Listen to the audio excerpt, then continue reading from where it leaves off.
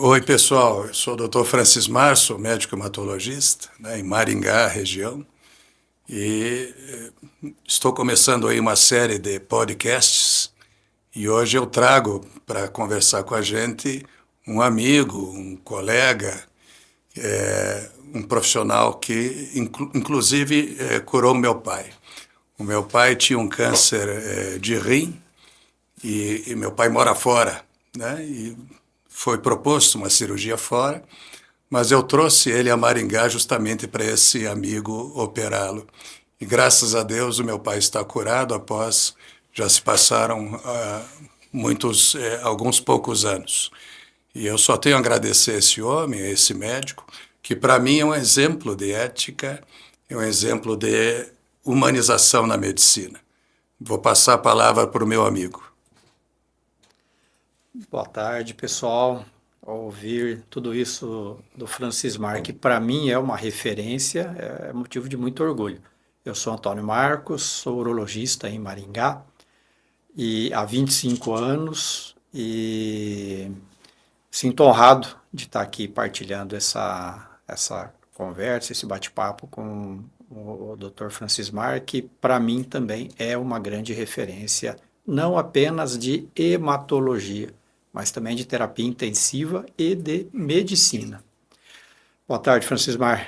Boa tarde, meu amigo.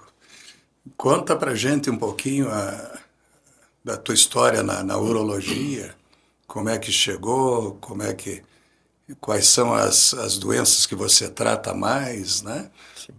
Aborda um pouquinho a tua área, por favor. Eu sou formado em 96 pela FAMEMA, Faculdade do Interior de São Paulo, em Marília, né, faculdade estadual. Fiz residência de cirurgia geral e de urologia também na FAMEMA, né? E de lá para cá, eu terminei em 2001 a residência e já tive uma oportunidade de vir para Maringá, aliás, uma belíssima cidade que já conhecia por ter parentes na cidade e que encanta, né? A todos que conhecem Maringá sabem do que eu estou dizendo, né? Do que eu estou falando. E passaram-se 25 anos e hoje eu sou mais maringaense, eu já moro mais tempo em Maringá do que morei em qualquer uma das outras cidades, né? Eu sou natural de Tupã, saí de Tupã com 19, fiquei em Marília por 10 anos e já estou em Maringá há 25. Uma bela cidade, né? E a urologia, ela é uma especialidade que me encantou, né? A minha pretensão sempre foi ser cirurgião. E a urologia, ela tinha, na época, não o gigantismo que tem hoje, mas já era uma especialidade que era promissora, né? Tinha muito equipamento já surgindo para tratamento de próstata, de cálculo, né? E me encantou essa tecnologia e resolvi fazer urologia, né? E hoje penso que foi a escolha certa. Que legal, doutor. Chegamos juntos. Chegamos juntos. Uhum. Eu cheguei em Maringá em 2001 também. Aí. Eu vim de São Paulo, lá eu fiz hemato, né, na Unifesp. Fiz clínica médica no Santa Marcelina e antes eu fiz Federal de Santa Maria Medicina. Sou gaúcho, Olha né? só.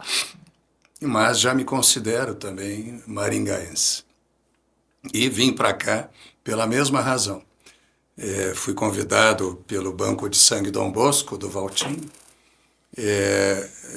Vim conhecer Maringá e me apaixonei, né? Disse, meu Deus, mas que cidade linda, né? Sim. No ano novo eu começo a trabalhar, diz a música, né? E assim foi.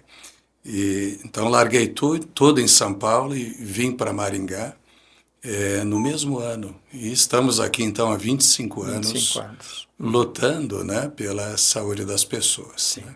sim. O senhor na urologia, cuidando muito bem dos seus pacientes, inclusive eu sou um deles. E eu na hematologia, nas UTIs também, não posso dizer que eu sou intensivista, mas sou um bom UTIsta, né? E na clínica geral como um todo, né? Mas o que me tornou seu paciente, na verdade, foi o seu modo de ser, né? Que também se tornou um exemplo para mim. A gente fala muito em humanização da medicina, né? Mas para muitos é mais um falar do que fazer, né? E eu vejo na sua vida que é um fazer.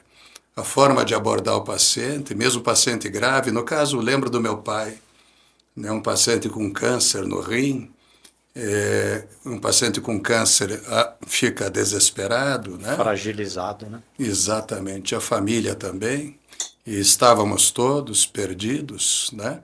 E a sua ação, sua conduta, o seu acolhimento foi muito importante na época, e a sua conduta técnica também foi perfeita, né? Então hoje meu pai é curado e somos eternamente gratos, né, por isso. Mas o que me encanta é a sua humanização, né? Me fale um pouquinho quem lhe ensinou isso, ou como é que é a sua abordagem do paciente. Qual é a abordagem ideal de um paciente, na verdade, da família? Bom, a gente vem de uma origem talvez um pouco humilde, né? Acho que não é diferente para a maioria dos colegas da nossa época, né? E antes da medicina eu trabalhei no comércio do meu pai. Meu pai tinha bar e mercearia, um comércio de secos e molhados, né? Então até os 19 anos a nossa vida era ali, trabalhando com o pai. E ali a gente lidava com muita gente, né? De várias faixas etárias e condições sociais, né? Então, vamos dizer, talvez tenha sido uma escola para lidar com pessoas, para conversar, para conhecer, né? Enfim, né? Eu trago isso para a minha vida, né? Então, a origem humilde, né? Desde o início, em termos, vamos dizer, atuais, ela se mantém, né? E a gente gosta de tratar o paciente talvez como gostasse de ser tratado, né? Então, de ser acolhido, de ser entendido, de ser ouvido, de ser esclarecido, né? Eu acho que não é diferente da sua abordagem, da sua conduta, né? Sim, sim. Eu acho que isso é muito importante, né? Muito, né, doutor? É justamente isso, é empatia. Também contando da minha história, minha origem também é simples, né? Os meus pais, o meu pai teve estudo, né? Na verdade, teve estudo técnico primeiro, técnico de contabilidade, e depois fez mais tarde a faculdade de contabilidade. Era contador. E funcionário da Coca-Cola do Rio Grande do Sul, começou como office boy, foi crescendo na empresa e terminou como diretor-geral da Coca-Cola lá, né? Então ele cresceu ao longo de 35 anos. Mas a origem do meu pai, extremamente simples, um homem extremamente simples e humilde, que eu me espelhei, né? E é um homem, digo, incrível, né? A simplicidade e humildade dele.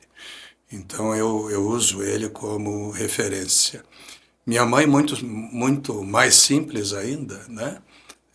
Minha mãe não tem estudo, né? Minha mãe estudou até o terceiro ano do ensino fundamental e parou de trabalhar porque o pai dela proibiu ela de trabalhar porque ela tinha que cuidar dos porcos da fazendinha, né? Eram 12 irmãos, cada irmão tinha uma tarefa lá na roça. Sim. E a minha mãe tinha essa tarefa e ela teve que cumprir isso até uma certa idade. Depois, mais velha, né, mais idosa, ela voltou a estudar nessas escolas de idosos e terminou o ensino fundamental, terminou o ensino médio e aprendeu finalmente a ler e escrever melhor, né? Então, muito simples, e a nossa educação foi muito simples. Três irmãos idênticos, né? É impressionante. No começo, até a gente achava, quando a gente nos tornamos adultos, que a gente tinha algum problema porque éramos bobos demais, né? Porque a gente queria o bem de todo mundo, queria fazer o bem para todo mundo e assim por diante. E muita gente nos via como inocentes demais. Eu até cheguei a acreditar que a gente estava errado, mas não.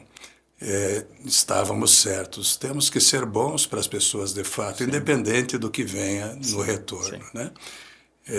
A vida nos deu esse aprendizado. Então, hoje continuamos inocentes, continuamos com uma visão inocente até, diante desse mundo tão cruel às vezes, Sim.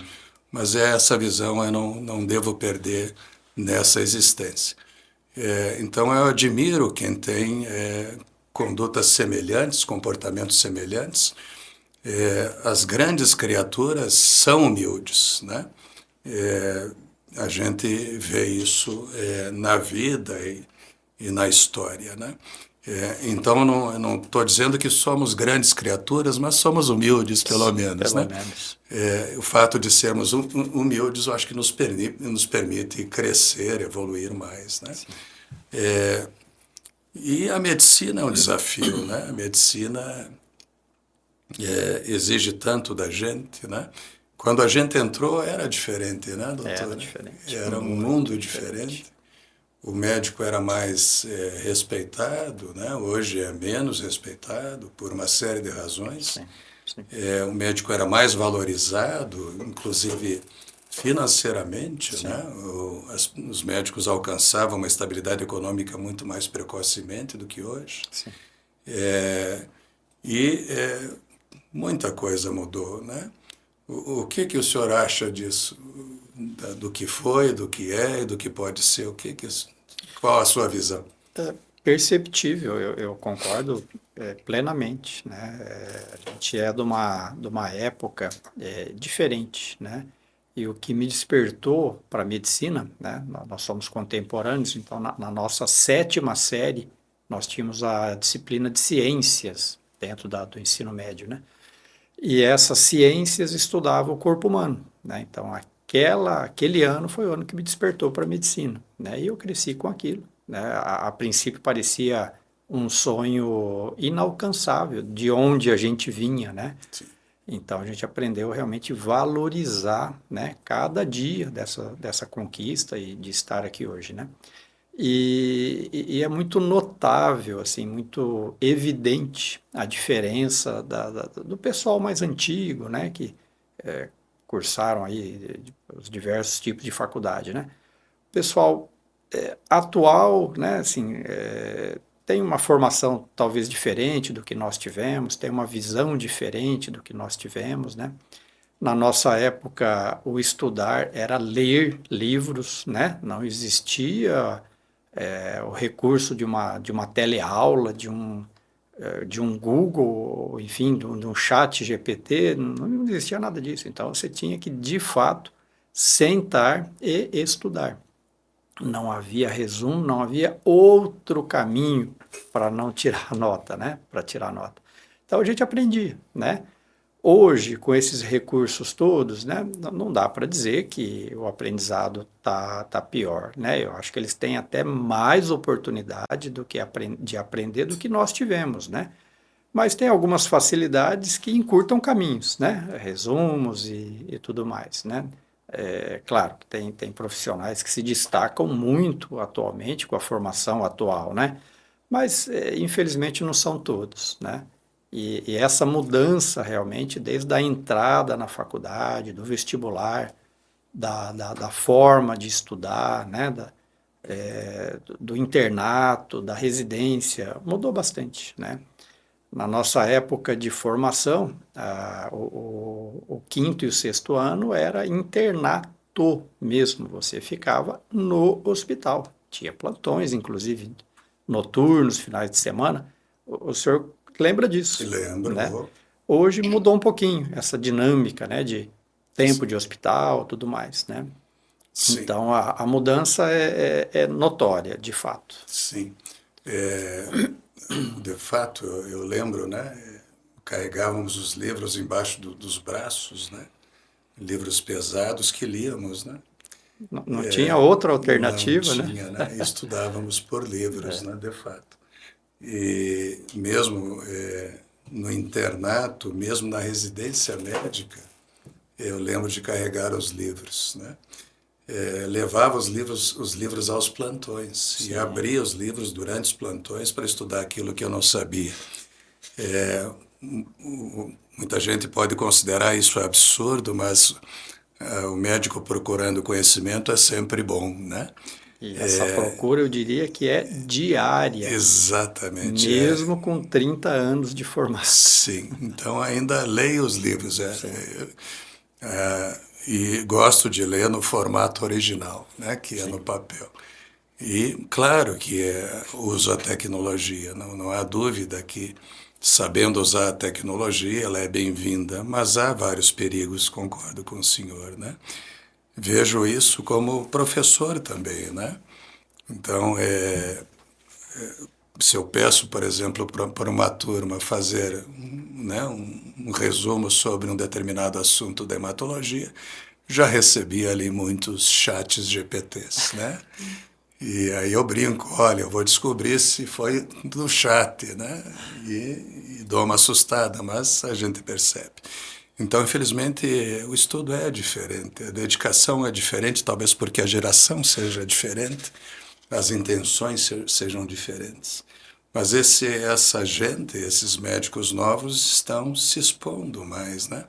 A situações que a gente não tinha, né?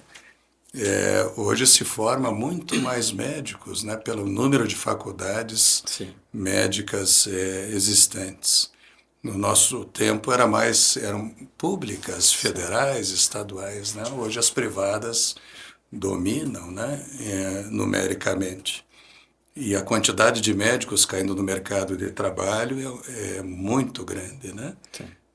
E num curto prazo teremos aí um número absurdo de médicos, superando ali os números preconizados para médico por número de pessoas numa certa população. Exato.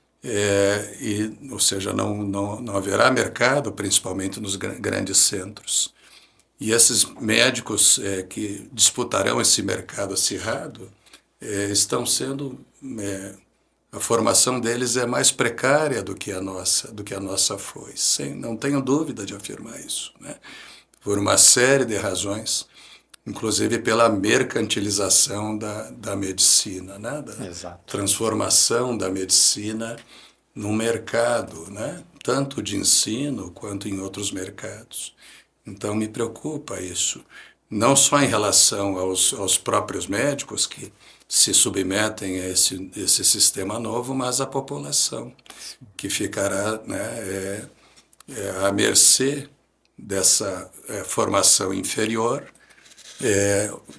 de cursos que não têm estrutura mínima, né, para serem cursos de medicina, como hospitais adequados, uma estruturação adequada, não haverá vagas de residência médica, né, que é a melhor formação do médico. Para ser urologista, para quem não sabe, tem que fazer a residência médica, como o doutor fez. Para ser hematologista, tem que fazer a residência médica, e a gente, de fato, reside aquela especialidade por um período de anos, mas nem um quarto dos médicos formados terá acesso à residência médica. Fato. Né? Então, 75%, aproximadamente isso, cairá no mercado de trabalho subformado, subpreparado, e vai atender diretamente a população, principalmente nos prontos-socorros, né? Então, isso expõe a população, além de expor os próprios médicos. Então, entramos num sistema meio cruel, assim. Uma outra questão, como eu comentei, foi a pejotização, né? Então, para alguns colegas, isso é adequado, né? Já que diminui a carga de impostos sobre, né, o nosso trabalho, isso é bem-vindo, né? Carga essa que é grande, mas nos retirou os direitos que a gente tinha, né? Então, nós como empresa, se adoecermos, ficamos expostos, né? Àquela situação, se morrermos, né? Nossa família fica exposta, se não tivermos um plano privado, né? Algo privado que os proteja. E não a maioria dos médicos não tem esse plano, não tem esse raciocínio e acaba ficando, de fato, expostos. Eu já vi colegas nossos chegarem na UTI gravíssimos e perderem tudo que acumularam ao longo da vida naquela internação. Porque é uma diária privada de UTI, era um colega rico de uma cidade pequena, a diária, sabemos, é altíssima, e ele ficou um longo período e acabou falecendo. Então, tudo que ele tinha acumulado pela vida como médico, ele gastou naquela internação, e a família e as filhas ficaram sem nada, né? Então, isso não deveria ocorrer, né?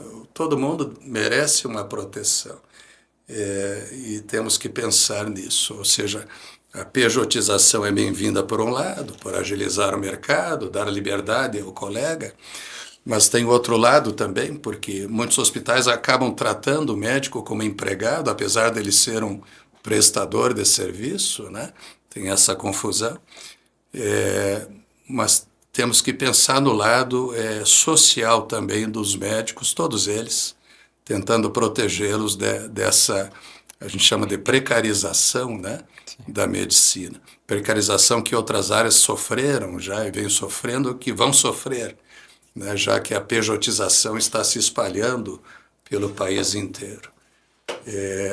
Então, que drama vivemos, né? Como é que o senhor vê isso aí?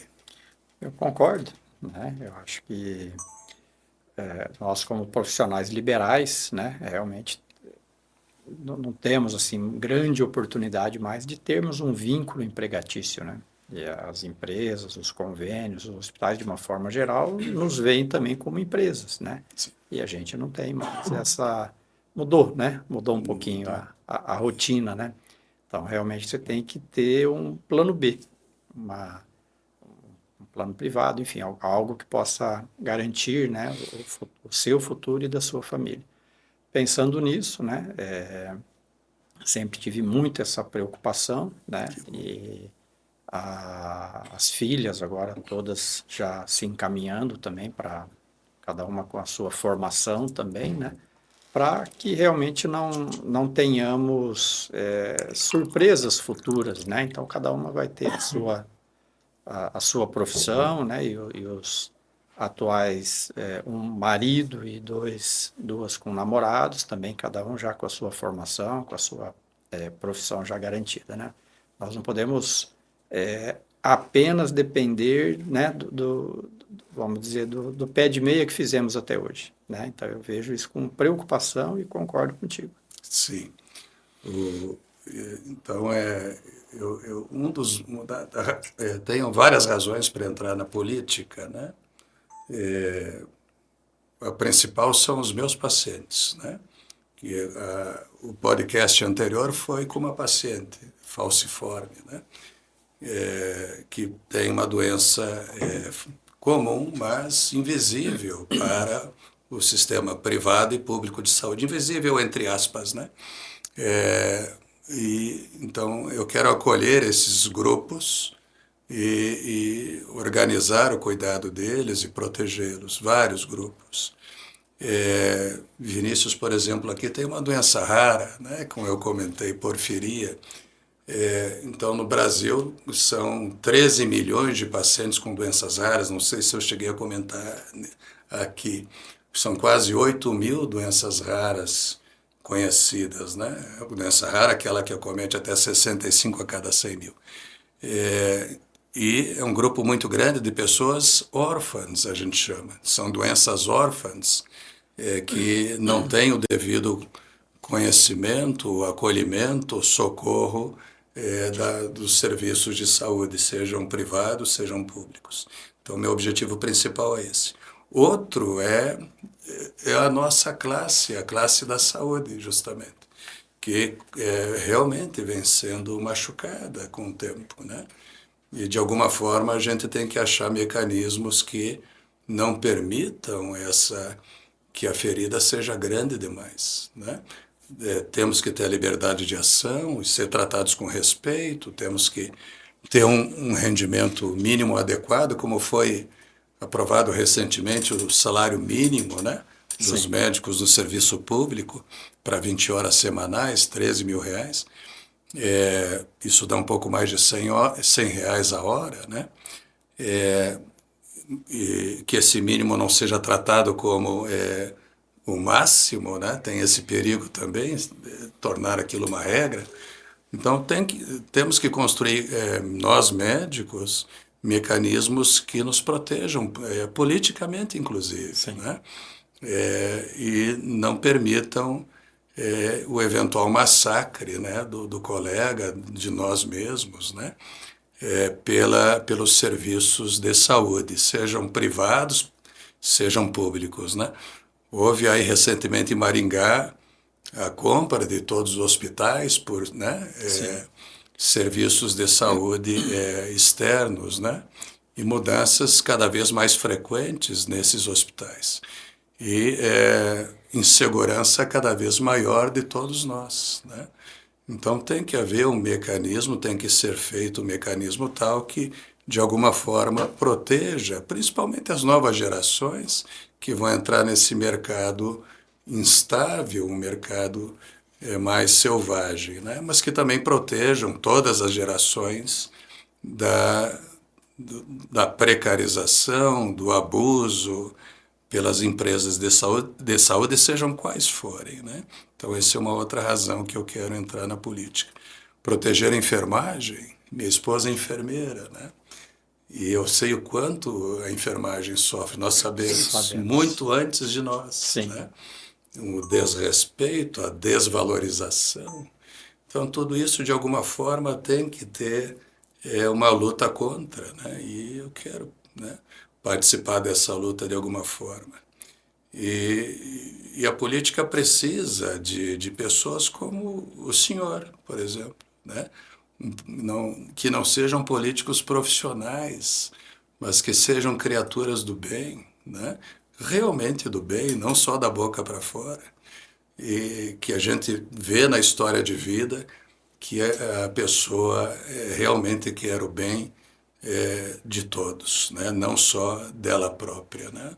Então, olha, admiro muito a sua postura como homem, como pai, como marido, né? Como médico.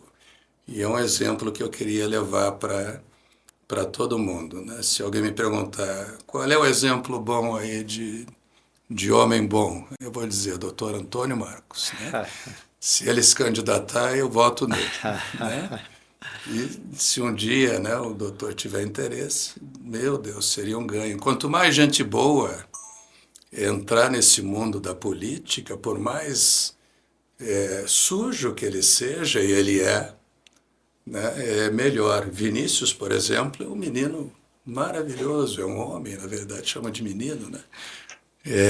Mas entrou jovem na política com objetivos maravilhosos. Então, quanto mais gente boa, de fato, que tem um olhar humanizado, né, que a gente tem na medicina, que tem um olhar para o mais frágil, para o fragilizado, para o necessitado, melhor, né? Então, é essa visão que o senhor tem que eu queria que se espalhasse, né, por tudo, né? Mas eu tenho medo, eu vejo tanta coisa, a gente vê tanta coisa, né? Dentro e fora da política. Na nossa área, na medicina, a gente vê e ouve tanta coisa. Sim. Que nos assusta. Mas vamos que vamos, como eu costumo dizer, né? Vamos adiante, né?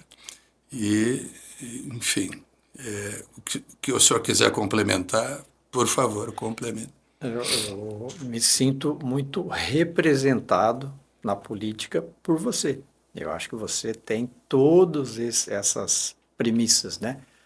Um homem culto, de boa formação, de uma capacidade ímpar, um conhecimento invejável.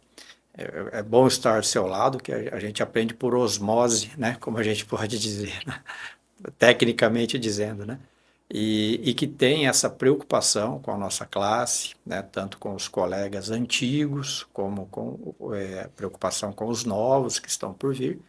E não só com a medicina, com as diversos profissionais que integram a carreira da saúde, né? Enfermeiros e tantos outros, né? Auxiliares de enfermagem, técnicos de enfermagem. Tenho certeza que eles estarão muito bem representados. Então, nesse sentido, eu acho que nós deixamos de ser órfãos. Nós temos um grande representante, que é o Dr. Francis Mar, nosso pré-candidato, né? E que vai seguramente nos representar nesse sentido.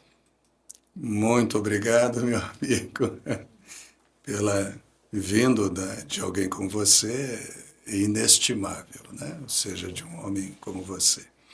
E vamos junto, tentando melhorar a medicina, tentando melhorar, né? Fazendo as pessoas terem acesso às coisas, sim, né? A tecnologia avança de uma maneira incrível, sim, né? Sim. O senhor já está participando disso, das cirurgias avançadas e robóticas e tanta coisa.